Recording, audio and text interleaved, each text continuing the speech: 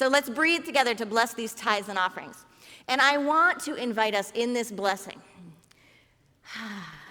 to invite a prayer of blessing for men on this Father's Day. We recognize and honor our divine parentage. We recognize and honor the divine within all men.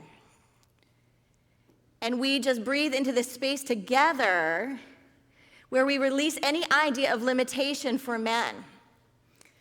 Men may have been getting a bad rap lately, but we know the truth.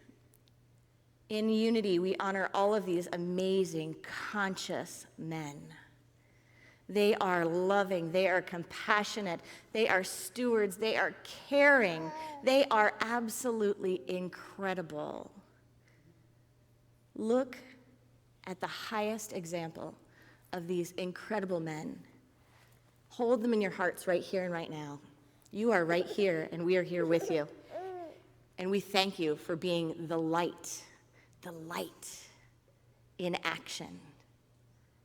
And we honor this high and holy potential that you are demonstrating. Thank you for being you.